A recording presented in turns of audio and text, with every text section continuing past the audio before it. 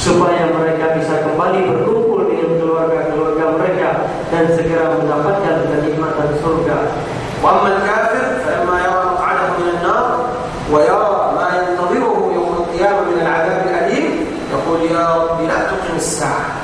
Dan orang kafir, orang fasik dan sebagainya macamnya, ketika mereka mengetahui tempat mereka kembali dalam neraka dan apa yang menunggu mereka di sana, mereka meminta kepada Allah, ya Allah, jangan biarkan hari kiamat terjadi. فنسأل الله جل وعلا أن يجعل قبورنا روضة من رياض الجنة. Kita berdoa kepada Allah, semoga Allah menjadikan kuburan kita merupakan bagian dari taman-taman surga. ثم قال الإمام البربهاري رحمه الله تبارك وتعالى ويعرف الميت زائره إذا أتاه ولكن هذا لم يثبت فيه حديث صحيح.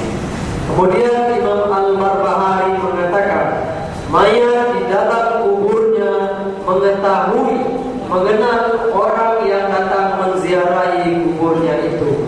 Akan tetapi ini tidak didukung oleh hadis yang sahih.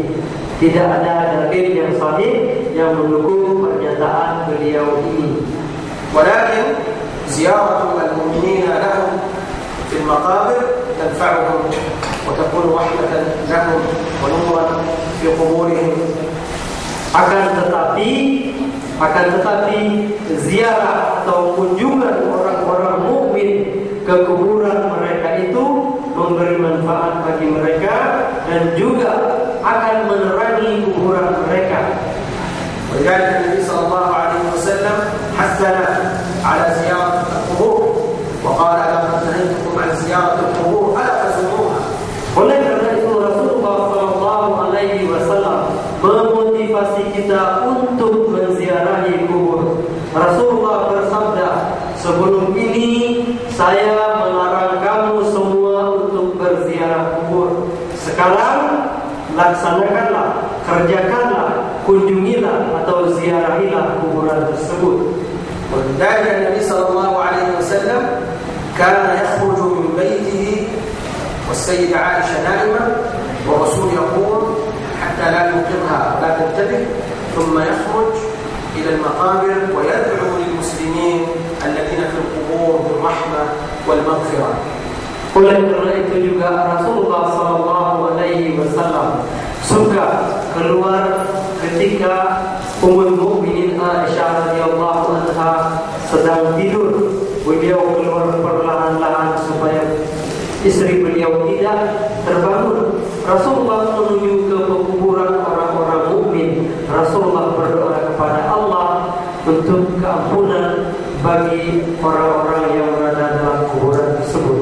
والسيدة عائشة رضي الله عنها شعرت بذلك فخرجت وتمشي خلف الرسول عليه الصلاة والسلام حتى وصل إلى المقبرة ورأته يدعو ثم لما أراد الرجوع هي تسرع في الرجوع والرسول يسرع لكي يرى من هذا الذي أمامه حتى دخلت الفراش ونامت.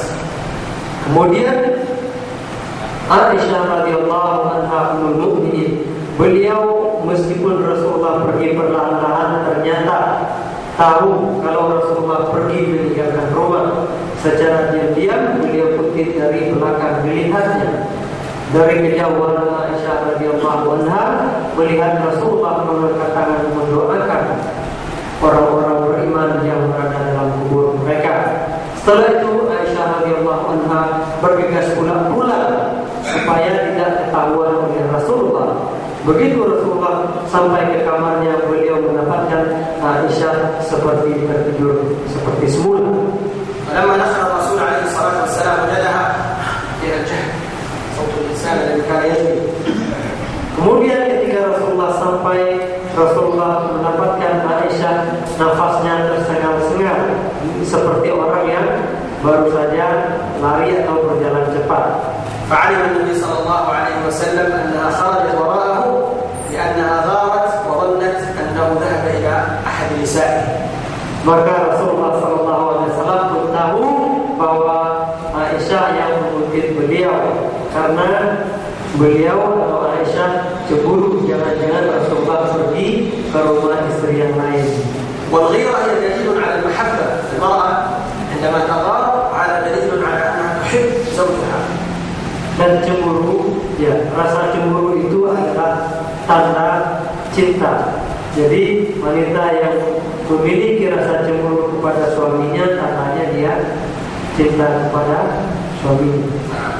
ثم إلا النبي صلى الله عليه وسلم، النبي عليه الصلاة والسلام إذا سلمنا عليه فإنه يعرف من سلم عليه من أمته ويعرف من زاره من أمته عليه الصلاة والسلام. Rasul alaihi salatu wassalam. Jadi tadi kita katakan bahwa orang-orang yang dalam kubur mengetahui orang yang datang itu tidak ada dalilnya, kecuali Rasulullah sallallahu alaihi wasallam. Beliau tahu siapa yang datang menziarahi kubur beliau, dan beliau pun mendengar orang-orang yang mengucapkan salam kepada beliau meskipun beliau sudah meninggal. ثم قال الإمام البربهاري رحمه الله تبارك وتعالى: واعلم أن كل شيء بقضاء الله وقدره.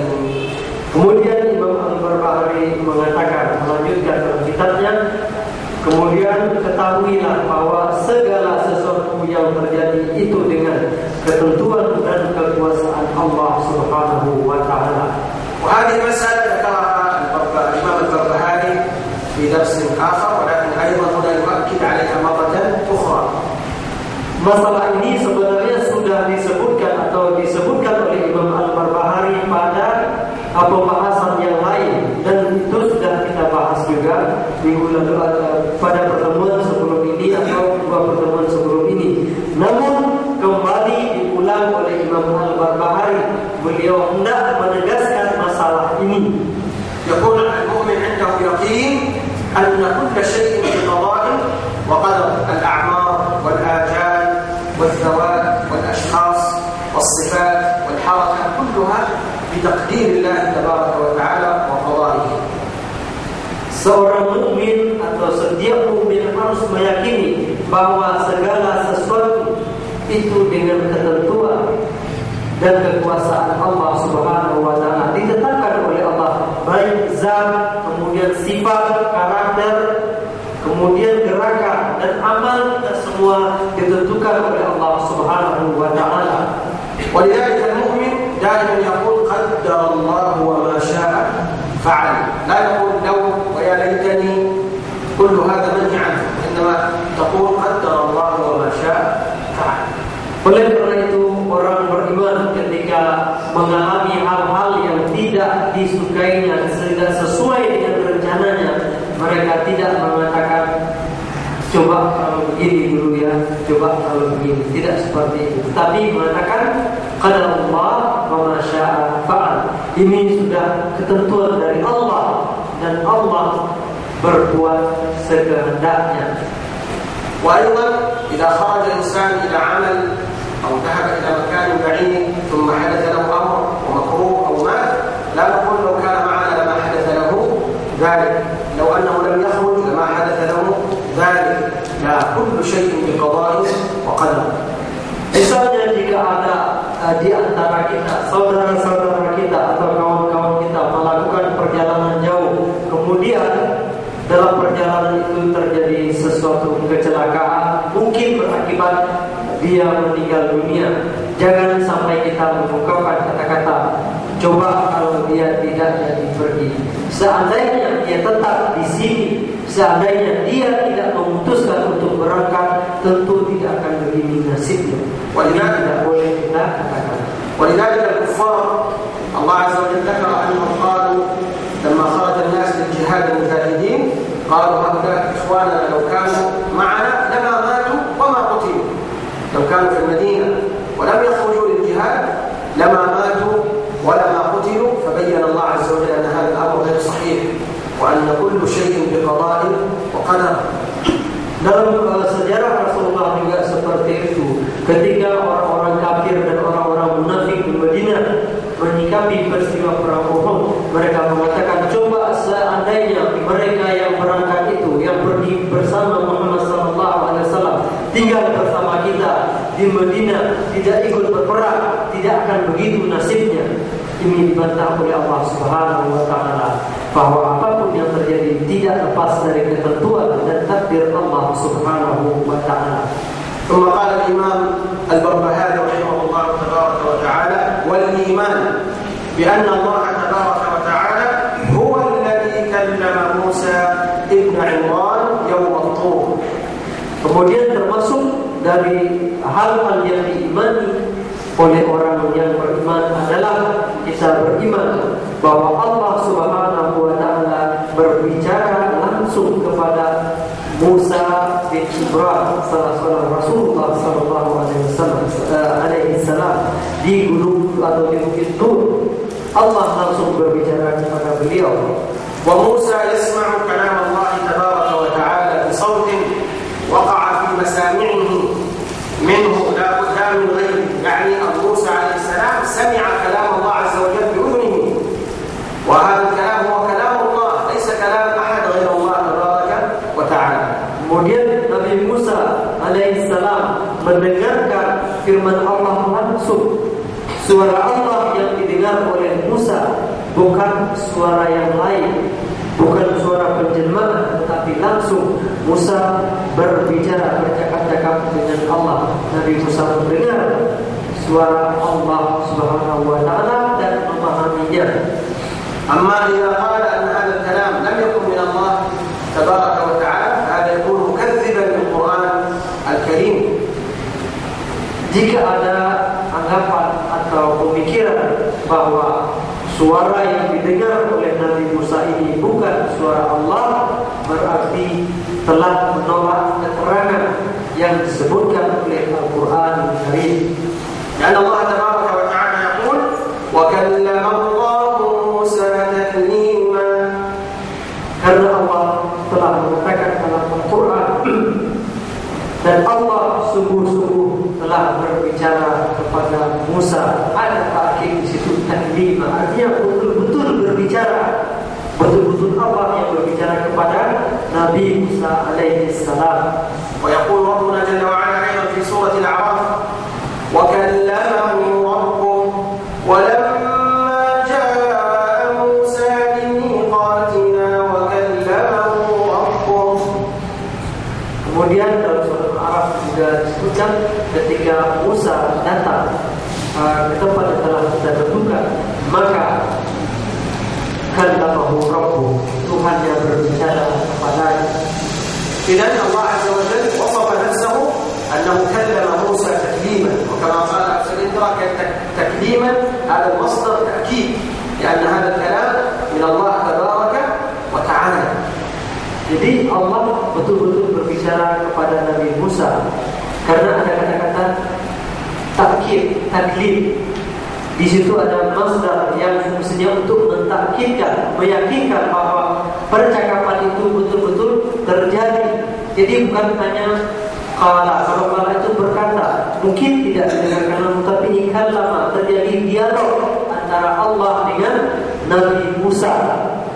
لأن بعض أهل البدعة ينكرون هذا الأمر.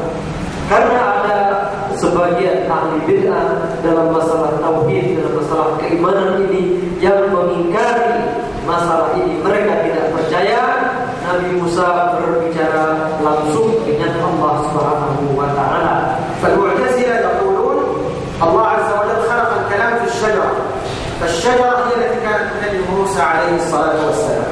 Orang Mu'tazilah misalnya mengatakan Allah menciptakan kalam, menciptakan suara kata-kata tadi dan menempatkannya di sebuah pohon, dan pohon itulah yang berbicara dengan Nabi Musa.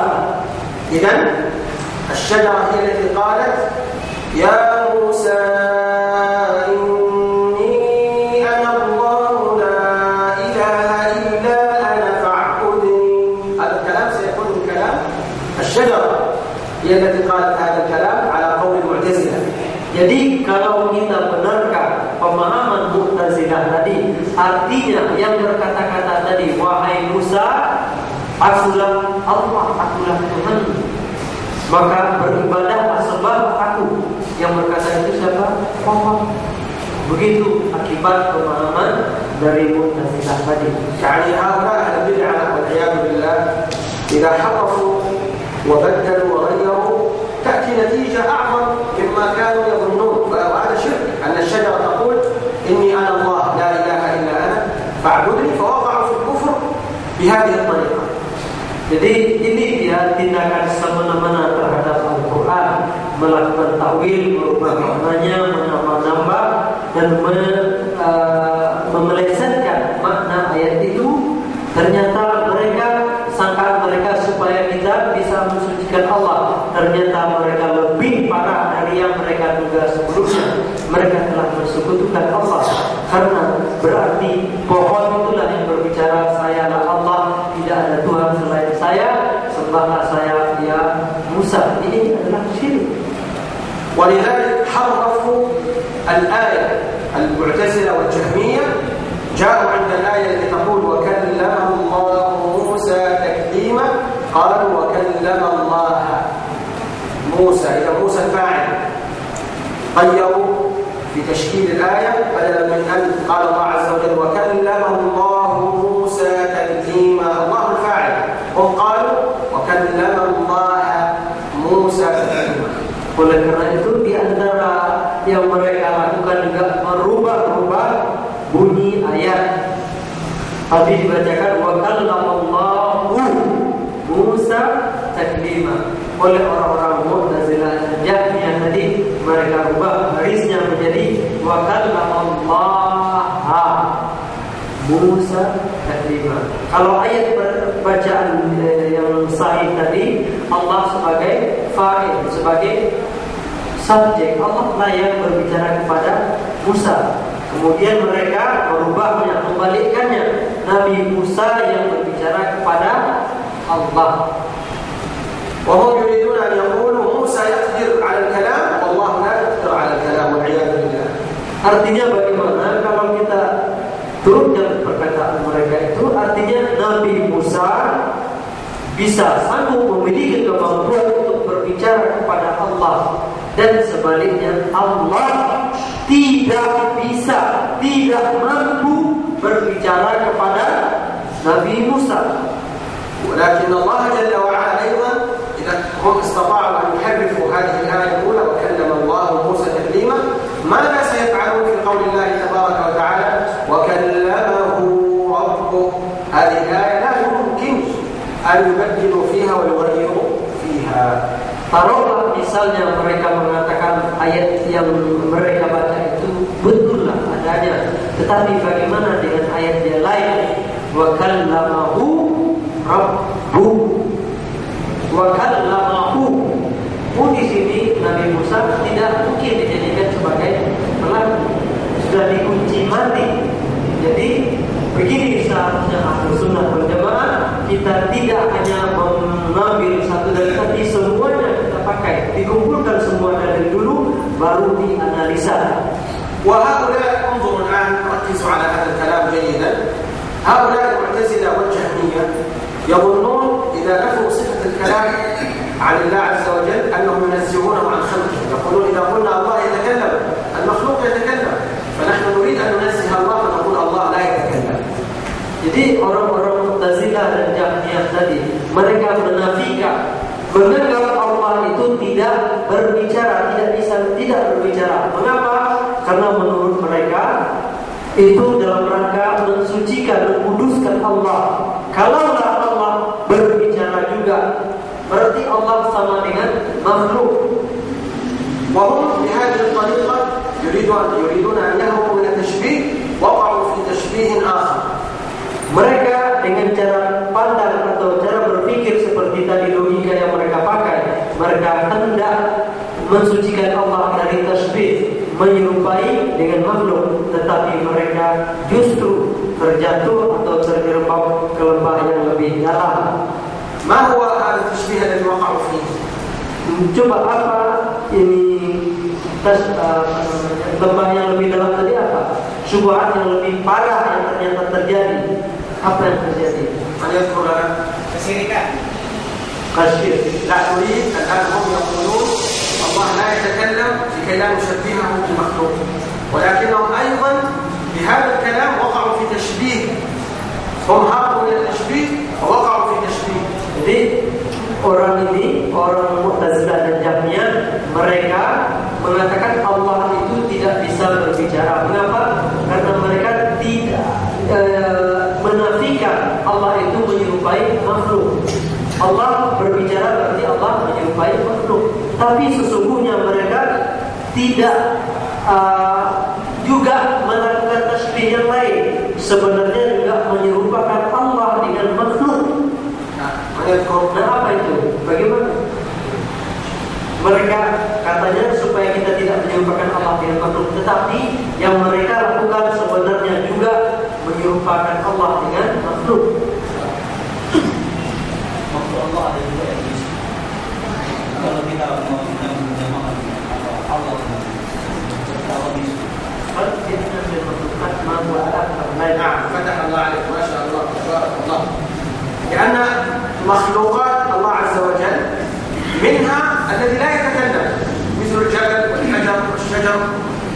هذه من مخلوقات الله جامد جمادات لا تتكلم. فأنت عند هذا المعتزلي والجهمي عندما يقول لا إذا قلنا الله يتكلم شبهناه بمخلوق. إذا عندما تقول الله لا يتكلم أيضا شبهته بمخلوق.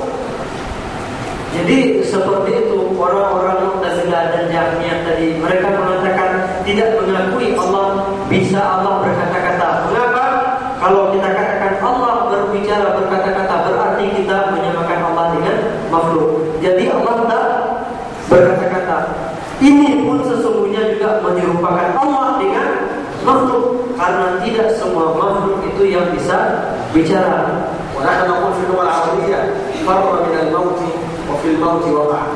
Mereka dalam ada peribahasa Arab mengatakan mereka lari dari kematian kemudian justru jatuh ke lubang kematian itu sendiri. أما أهل السنة والجماعة فإنهم يثبتون لله الصفات التي هو يذكرها عن نفسه أو رسوله صلى الله عليه وسلم. الله يتكلم؟ نعم يتكلم. كيف؟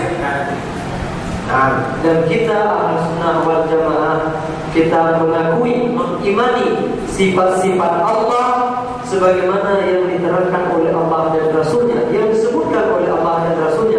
Bagaimana ini kita tidak tahu. Artinya kita berbicara sepanjang yang disebutkan oleh dalil saja. Itu saja. Kalau Allah mengatakan Allah yatakallam, Allah berkata-kata, berbicara, ya seperti itu. Bagaimana? والله أعلم بالصواب. ألا يثبت أن الرسول عليه الصلاة والسلام لما أراد أن يأكل من الشاة المسمومة أنها تكلمت وقالت إني مسمومة يا رسول الله. Bukankah Rasulullah SAW ketika hendak makan daging kambing yang ditaruh racun, daging itu bisa berbicara, ya Rasulullah, saya telah diberi racun. واليهود هم الذين وضعوا السم. Orang Yahudi yang menaruh racun di makanan mereka, menghidangkan seorang wanita menghidangkan kambing beracun. ألم يكن هناك في مكة حجر يسلم على رسول الله صلى الله عليه وسلم قبل البعثة؟ إذا يمشي الرسول يقول السلام عليك يا رسول الله والرسول يلتفت. Dan di Mekah pun sebelum Rasulullah diangkat menjadi Rasul, ada sebongkah batu yang selalu mengucapkan salam kepada beliau. Begitu beliau lewat, Assalamualaikum ya Rasulullah. Rasulullah kemudian, بل إن الطعام كان يسبح في يد الرسول عليه الصلاة والسلام والصحابة يسمعون تسبيح الطعام في يد الرسول عليه الصلاة والسلام. Bahkan ada makanan yang mengucapkan tasbih kepada Rasulullah sementara makanan tadi berada di tangan beliau. كل هؤلاء تكلموا كلاما حقيقيا سواء الشاة المسمومة أو الطعام أو هذا الحجر تكلموا ونثبت أنهم تكلموا. إذا لا ينافي إذا قلنا أن الله يتكلم وننفي هذا الأمر عن الله تبارك وتعالى، فإن الله يتكلم كيف شاء ومتى شاء. Jadi makhluk itu saja, daging yang sudah dipotong-potong dijadikan makanan berbicara, makanan yang sudah di tangan berbicara, batu juga berbicara. Kita percayai itu semua. Nah, makhluk saja bisa berbicara, masa Allah Subhanahu wa taala kita ingkari Allah tak bisa bicara? makul atau masuk akal kan itu? Tentu tidak. Allah bisa bicara kapan Allah mau dan Allah akan berbicara. Bagaimana caranya Allah Subhanahu wa taala yang tahu kita paham. وهنا أمر مهم أيضا ننبه عليه أن الله تبارك وتعالى أنزل القرآن الكريم والقرآن الكريم مبين حاميم والكتاب المبين والرسول عليه الصلاة والسلام كان يتكلم بلغة عربية فصيحة مبينة. Kemudian hal lain juga yang hal penting yang juga kita harus ketahui bahwa Allah Subhanahu wa taala menurunkan Al-Qur'an ini. Al-Qur'an ini diturunkan dengan bahasa yang sangat jelas. Rasulullah SAW juga berbicara dengan bahasa Al-Qur'an ini. Beliau adalah orang yang fasih. Bahasa beliau juga dimengerti dengan sangat jelas. Allah Azza wa Jalla lam yatruk syai' khasatan fi umur al-'aqidah illa bayyanahu lana. Kemudian Al-Quran yang mungkin tadi juga menjelaskan segala sesuatu. Rasulullah juga demikian. Tidak ada hal yang ditinggalkan. Tidak ada perkara-perkara yang harus kita yakini yang tidak dijelaskan dalam Al-Quran maupun tidak dijelaskan oleh Rasulullah SAW. Tidak ada itu semua. إذا كانت هذه الصفات صفات الله جل وعلا في القرآن الكريم ليست صفات حقيقية لبين الله أنها مجاز ليس حقيقة ولكن الله تبارك وتعالى لم يقل هذا ولا رسوله صلى الله عليه وسلم. Seandainya sifat-sifat Allah yang disebutkan dalam Al-Quran tersebut bukan sifat yang sebenarnya, hanya majaz, hanya perumpamaan, tentu akan dijelaskan oleh Allah dan Rasulnya. Dan faktanya tidak ada satu dalil pun baik dalam Al-Quran maupun sabda Rasulullah yang menerangkan seperti itu. وإذا نزلت كلمة في القرآن الكريم تحتمل هذا وتحتمل هذا فإن الذي يبين هو الله جل وعلا ورسوله صلى الله عليه وسلم. Jika dalam Al-Quran turun atau terdapat kata-kata atau kalimat-kalimat yang mengandung lebih dari satu arti, maka Allah atau Rasulullah SAW yang kemudian menjelaskan maksudnya ini atau itu. سأضرب لكم مثلا لما نزل قول الله تبارك وتعالى الذين آمنوا ولم يلبسوا إيمانهم بظلم أولئك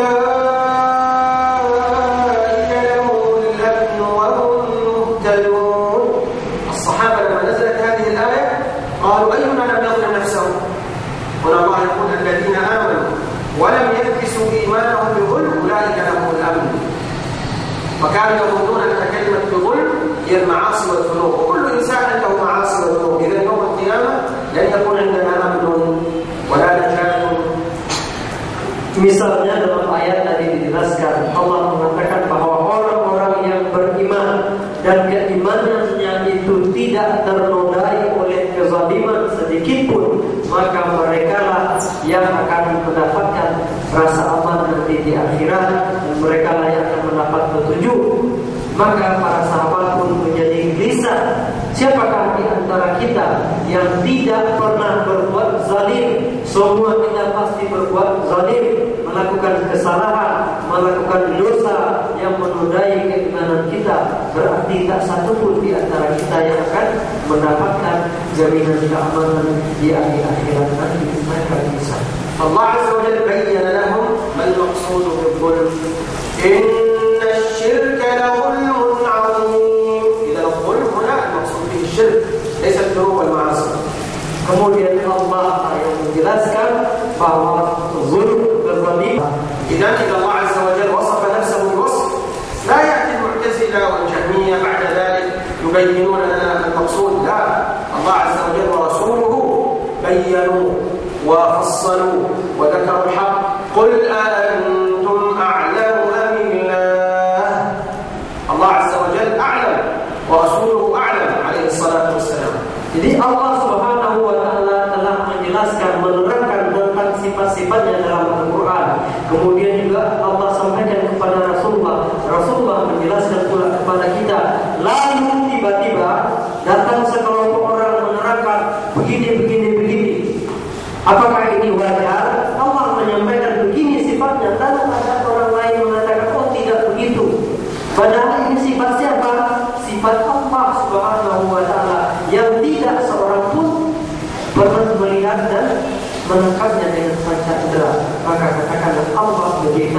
dan kamu tidak tahu apa-apa. ولذلك كل الصحابة وكل التابعين وكل أئمة الإسلام كانوا على عقيدة واحدة في أسماء الله وفي صفات الله، يثبتون لله ما أثبته لنفسه بغير تحريف ولا تعطيل ولا تمثيل ولا تشبيه. Oleh karena itu, keimanan dan kepercayaan para sahabat dan para salafus saleh, para tabi'in, semuanya sama dalam masalah asma wa sifat Allah ini. Mereka semua beriman, mempercayai nama-nama Allah dan sifat-sifat Allah sebagaimana yang diterangkan oleh Allah dan Rasulnya, tidak merubah-rubah, tidak membelok-belokkan maknanya, tidak mentasbihkan atau menyerupakan dengan makhluk, dan tidak pula membahas, merincikan